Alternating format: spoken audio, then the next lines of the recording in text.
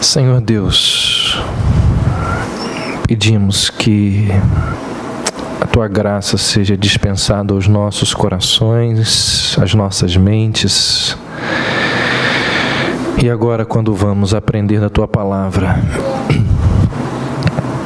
ó Deus, que ela seja lâmpada para os nossos pés e luz para os nossos caminhos. Que ela seja martelo para esmiuçar os nossos corações endurecidos. Que ela seja remédio para as feridas emocionais que certamente existem aqui. Que a Tua palavra seja consolo ao aflito, esperança àqueles que estão deprimidos. Que a Tua palavra cumpra o papel dela aqui nesta manhã.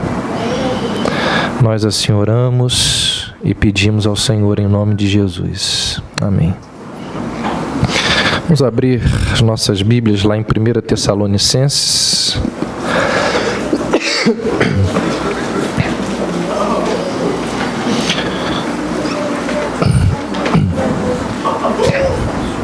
Desde o ano passado nós temos pregado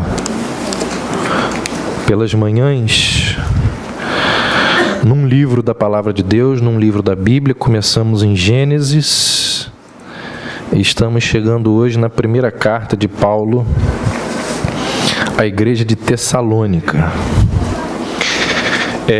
Apesar dessa carta estar nessa parte aí da sua Bíblia, é bem provável que 1 Tessalonicenses tenha sido a primeira carta escrita pelo apóstolo Paulo.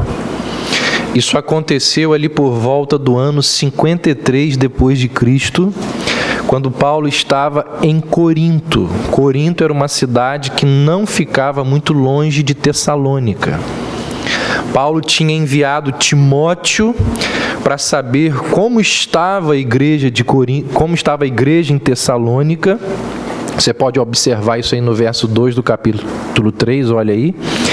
Enviamos Timóteo, nosso irmão e ministro de Deus no Evangelho de Cristo, para vos fortalecer e vos dar ânimo na fé.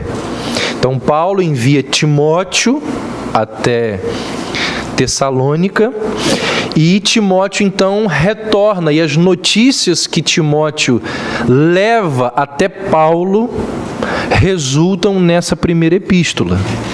Então essa carta, ela é uma reação às notícias que chegaram até Paulo por meio de Timóteo. A Grécia dos tempos de Paulo, a atual Península Balcânica, a Grécia, ela era daquele tempo, ela era dividida em Macedônia e Acaia. Macedônia ficava no norte e Acaia no sul. Tessalônica era a maior cidade e era a capital da Macedônia, ou seja, da Grécia do norte. Tessalônica ficava à margem da principal rodovia romana que cortava aquele local ali. Alguns estudiosos vão dizer que a cidade de Tessalônica tinha na época 200.000 pessoas, o que é um número bem considerável para a época. Uma cidade de 200.000 pessoas naquela época ali era uma cidade de porte grande, bem avantajada. Atualmente a cidade de Tessalônica chama-se Salônica. Se você procurar lá na internet, você vai ver Salônica. Aquela cidade ali é a cidade de Tessalônica. Paulo pregou nessa cidade na sua primeira viagem missionária, no seu primeiro trabalho missionário na Europa. Ele primeiro passa em Filipos, depois ele vai e prega em Tessalônica. Ou seja, nós vimos, quando estudamos Filipenses, que o berço do cristianismo na Europa foi a cidade de Filipos. Então Paulo vai primeiro em Filipos, depois se dirige até Tessalônica. Ali em Tessalônica havia uma enorme colônia de judeus. E foi com esses judeus que Paulo estabeleceu um primeiro contato ali na cidade de Tessalônica. Aliás, quando Paulo chegava para pregar numa cidade, a primeira preocupação do apóstolo era levar o evangelho aos judeus. Conquanto tenha sido chamado de apóstolo dos gentios, sempre que chegava numa cidade, primeiro ele procurava, ele visava os judeus. Só depois é que ele ia ter contato, ia pregar, ia expor a palavra de Deus para os gentios. Esse foi o padrão escolhido e estabelecido pelo apóstolo Paulo. Aqui em Tessalônica, o que acontece, ou o que aconteceu, foi que os judeus dessa cidade fizeram uma enorme oposição e trouxeram muita tribulação ao apóstolo Paulo. Abre aí Atos capítulo 17, que é a narrativa de Paulo chegando em Tessalônica, para a gente poder ler como foi a chegada de Paulo nessa cidade. Atos 17, versos 5 e 6 dizem assim: Mas os judeus ficaram com inveja, e tomando consigo alguns homens maus dentre os desocupados, reuniram a multidão e tumultuaram a cidade. Então invadiram a casa de Jason, procurando Paulo e Silas, a fim de entregá-los ao povo. Todavia, como não os encontraram, arrastaram Jason e alguns irmãos à presença das autoridades da cidade, gritando: Esses homens que têm agitado o mundo chegaram também aqui. Então, a situação de Paulo ali em Tessalônica inicialmente não foi boa, não. No entanto, o ministério de Paulo em Tessalônica, ele começa a crescer. Apesar da oposição, apesar do sofrimento, apesar das dificuldades, o ministério de Paulo naquela cidade começa a crescer, a se desenvolver.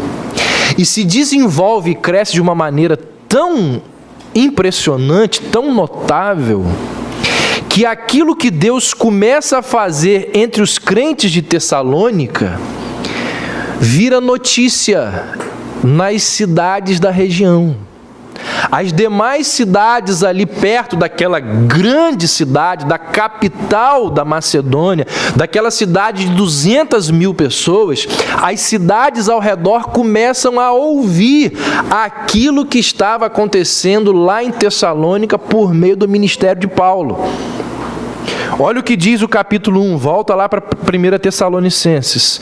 O capítulo 1, versos 8 e 9 diz assim: Pois, a partir de vós, não somente a palavra do Senhor foi ouvida na Macedônia e na Acaia, se dirige para outra região da Grécia, mas também a vossa fé em Deus foi divulgada em todos os lugares, a ponto de não precisarmos mais falar sobre isso.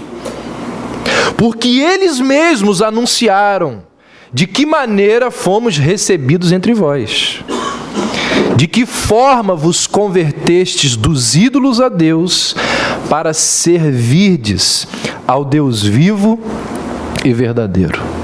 Então, gente, o que Deus começou a fazer naquela igreja através do ministério de Paulo, apesar da oposição, apesar da tribulação, apesar da perseguição que nós lemos lá em Atos 17, o que Deus começa a fazer ali torna-se algo tão abençoador, torna-se algo tão valioso, que vai romper, extrapolar os limites da cidade. Paulo diz: olha, a fé de vocês foi divulgado em todos os lugares, a ponto de eu não precisar mais falar sobre isso nos outros lugares. O que isso aqui nos lembra? Que apesar de perseguida, prejudicada, marcada por lutas e por uma história dolorosa, a igreja sempre será uma igreja vitoriosa. Não importa quanta oposição, não importa quanta tribulação venha sobre a igreja há de prevalecer. Por quê? Porque Deus é o Senhor da igreja. Porque Deus é o dono da igreja. E Ele há de fazer com que, apesar de toda tribulação, apesar de toda perseguição, a igreja dele permaneça. Alguém uma vez disse que se toda tentativa de destruir a Bíblia fosse utilizada contra os maiores impérios do mundo, esses impérios ruiriam rapidamente, como ruíram. Mas apesar disso, a palavra de Deus, ela permanece décadas, séculos e milênios sendo preservada pelo Senhor, porque Deus preserva aquilo que é dele. Quando eu preguei aqui na Epístola aos Filipenses, eu falei que antes de Paulo viajar para a Macedônia, Paulo, ele estava planejando viajar para a Ásia Menor. E o Espírito de Deus impediu que Paulo fosse para a Ásia Menor, impediu que ele realizasse os seus planos, e aqui estão os resultados desse impedimento do Espírito Santo. O Evangelho em Tessalônica, que é espalhado para todos os lugares ali da redondeza. Então olha só, Paulo planejava ir para um lugar e ele diz, olha, deu tudo errado. E eu fui impedido por Deus de cumprir aquilo que eu desejava, de cumprir aquilo que eu queria. Deus me levou para um outro lugar. Deus me levou para a Europa. E o resultado desse impedimento de Deus é a igreja de Filipenses, é a igreja de Tessalônica, são as cartas que hoje nós estamos estudando. O que isso nos lembra? O que isso nos mostra? Mais uma vez, na palavra de Deus, nós somos confrontados com qual princípio? Com a verdade de que as coisas acontecem tão somente de acordo com a soberania de Deus. Então, gente, muitas vezes nós não entendemos por que diante de planos, de projetos, de ideais, as coisas não acontecem. Você pensa assim, planejei tudo direitinho, fiz tudo como manda o manual, me organizei e deu tudo errado. Por quê? Deus sabe por quê. Quem comanda não só a história das nações, a história da igreja, mas a história de indivíduos é Deus. Então o que isso aqui nos lembra? Paulo planejava ir para a Ásia Menor, Paulo planejava pregar o Evangelho, mas ele foi impedido por Deus de forma que deu tudo errado. E enquanto dava tudo errado, talvez ele não tivesse o entendimento da grande bênção que seria aquelas coisas darem errado. Da grande bênção que seria ele ter ido lá para Filipos e lá para Tessalônica. Então, enquanto as coisas estão dando errado na sua vida, espera. Antes de ficar reclamando, antes de ficar lamuriando, antes de acusar Deus de coisas erradas, antes de ficar revoltado, amargo, espera.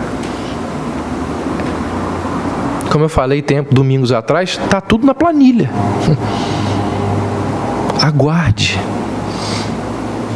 Porque aquelas coisas que aparentemente não dão errado, que dão errado nas nossas vidas, que não saem certo, Deus as utiliza para o crescimento e para a bênção do reino dele. Foi isso que José disse para os irmãos: vocês intentaram o mal contra mim, mas Deus o transformou em bem. Então está aqui, ó. As coisas, elas acontecem tão somente de acordo com a soberania de Deus. Ninguém pode prever o que vai acontecer e o que não vai acontecer. Então você planeja, deu tudo errado, confia em Deus. Você se organiza, deu tudo errado, descansa em Deus. Como disse o poeta, nem sempre será para o lugar que eu quiser, que o mestre me tem de mandar. É tão grande a seara a embranquecer, a qual terei de ceifar. Se, pois, o caminho que nunca segui a vós chamar-me a ouvir, direi: meu Senhor, dirigido por ti, irei tua ordem cumprir. E esse princípio, ele se aplica em todas as áreas da nossa vida.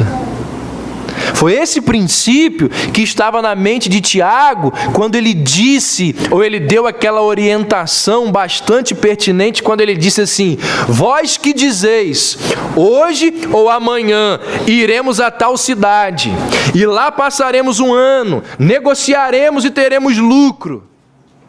Tiago diz: não sabeis. Vocês não sabem o dia de amanhã. O que é a vossa vida? Sois como uma névoa que aparece por pouco tempo e logo se dissipa. Em vez disso, diz Tiago, vocês devem dizer: se Deus quiser, viveremos e faremos isto ou aquilo. Então, Paulo, você planejava ir para a Ásia Menor. Deu tudo errado.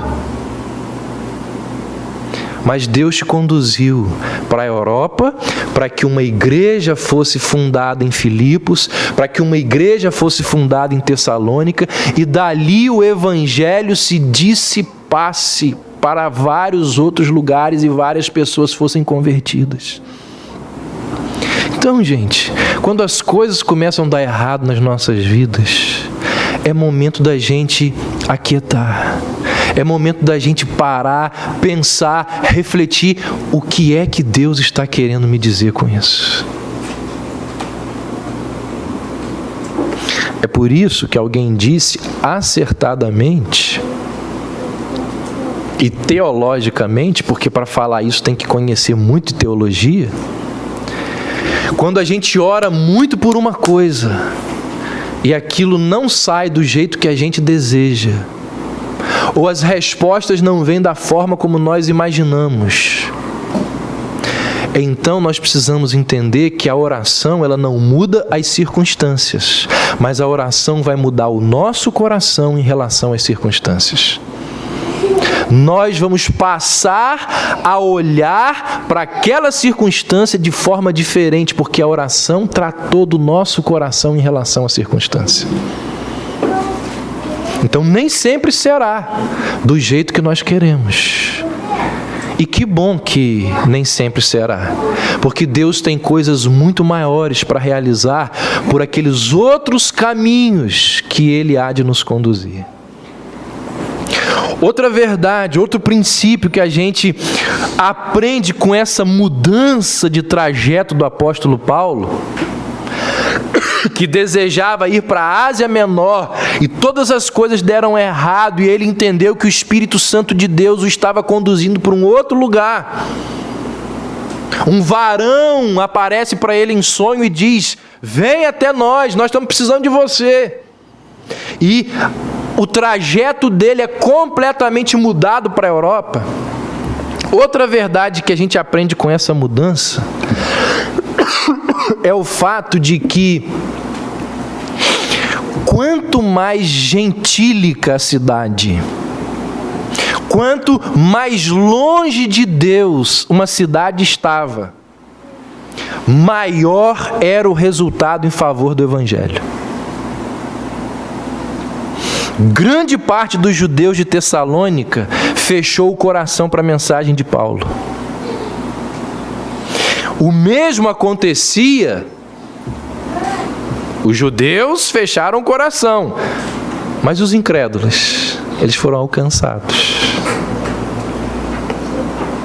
É o princípio de que onde o pecado abundou, a graça superabundou. Isso era muito presente nas viagens de Paulo.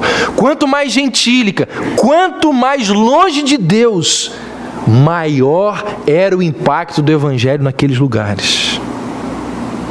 Os judeus, que aparentemente não estavam tão longe de Deus, rechaçavam, não aceitavam o Evangelho de Paulo.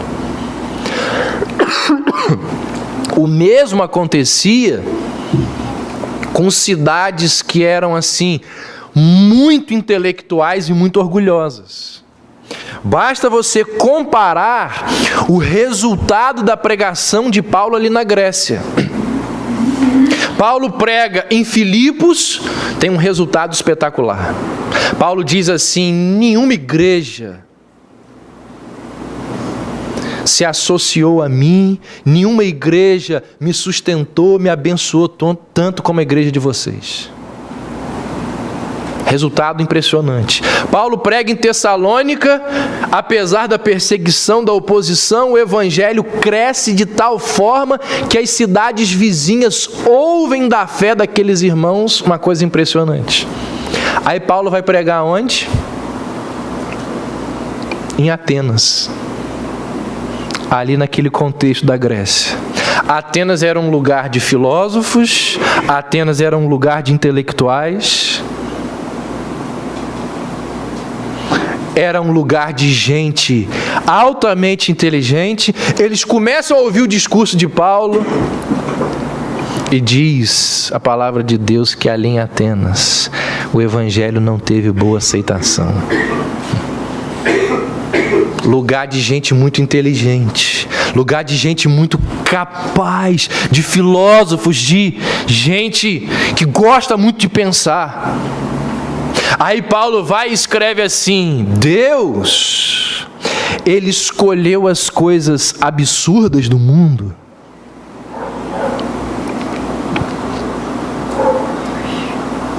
para envergonhar quem? E escolheu as coisas desprezadas desse mundo para reduzir a nada aquelas que acham que são, para que nenhum mortal se glorie na presença de Deus. Você lembra onde que estão essas palavras de Paulo? Primeira carta à igreja de Corinto. Quem eram os corintos? Gregos. Paulo diz: olha, gregos, pessoal aí da Grécia, aprenda isso. Quanto mais intelectual, quanto mais filosófico um homem, se ele depositar a sua fé, a sua crença na sua sabedoria, mais longe de Deus ele vai ficar. Preguei em Filipos, preguei em Tessalônica e o evangelho teve resultado. Mas quando eu cheguei na Grécia, pouquíssimo foi o resultado, porque os homens dali confiavam na sua capacidade, confiavam no seu intelecto e desprezaram o evangelho do Senhor. E aí então ele escreve: Deus escolheu as coisas fracas para humilhar as fortes. Vamos lá, isso foi a introdução. Vamos começar a falar da carta agora. Olha só, abra aí o primeiro capítulo. Esse primeiro capítulo ele tem assim lições muito valiosas, bem práticas para as nossas vidas. Olha o que Paulo diz aí no verso 3: diante de nosso Deus e Pai, lembramo-nos constantemente da vossa fé atuante do vosso amor prestativo e da vossa esperança bem firmada em nosso Senhor Jesus Cristo. Olha que interessante que tem nesse verso aí. O que a gente encontra aqui? Um resumo do Novo Testamento. Como que a gente pode resumir o Novo Testamento? A essência do Novo Testamento qual é? Quando nós falamos lá de Corinto, eu falei sobre isso. O Novo Testamento ele pode ser resumido na tríade: fé, esperança e amor. O trabalho vem da fé, o esforço é motivado pelo amor e a perseverança vem da esperança, diz Paulo. Fé, amor e esperança são as 3 palavras mais importantes do Novo Testamento, novamente presentes aqui nessa carta. E, gente, essa tríade não pode faltar numa igreja, não pode faltar na teologia e no coração de um homem. Não há dúvida de que esse é o resumo do cristianismo no Novo Testamento. A gente depende da fé em Jesus para viver. O que nos motiva, ou seja, o que nos impulsiona a permanecermos cristãos é a esperança que temos em Cristo. E qual é a marca do cristão segundo Jesus? A marca do cristão é que ele relaciona-se com Deus e com o próximo na base do amor. Então aqui é o resumo do Novo Testamento. Aí o texto continua, versos 6 e 7. Vos tornastes nossos imitadores e do Senhor. Olha o que Paulo diz agora. Recebendo a palavra com alegria que vem do Espírito Santo, mesmo em meio a muita tribulação. Dessa forma, tende-vos tornado modelo para todos os crentes na Macedônia e na Acaia. Queria destacar essa expressão que Paulo diz assim, ó, recebendo a palavra com alegria. Gente, existem alguns setores e pessoas do cristianismo que são carrancudos, sisudo, gente fechada, gente que parece desconhecer a alegria e a comemoração da fé. Olha só, apesar de tantos problemas, apesar de ter que combater heresias, de ter que combater erros doutrinários, apesar de ter que repreender comportamentos éticos, apesar de ter que se envolver e advertir várias igrejas cheias de problemas, apesar de todas estas coisas, Paulo era alguém feliz, rejubilante, alegre. E ele reconhece que naquela igreja, apesar da tribulação, apesar da perseguição, também existia alegria. Isso é um ensino para nós. Como que tem sido o nosso cristianismo? Tem gente que o cristianismo dela é um cristianismo cheio de senões, cheio de advertência, cheio de questionamento. É gente sisuda, carrancuda, fechada. Será que existe no nosso cristianismo espaço para alegria? Espaço para a celebração, a comemoração da fé? Espaço para risadas? Essa semana nós tivemos 2 encontros aqui da nossa igreja, um com jovens e ontem à noite com os eternos namorados. Momentos de quê? De muita risada, de muita alegria, de muita comemoração da fé. John Piper vai dizer que Deus é um Deus alegre e que nós precisamos, assim como o nosso Criador, sermos criaturas felizes e alegres. infelizmente, alguém nos convenceu de que seriedade é diferente de alegria.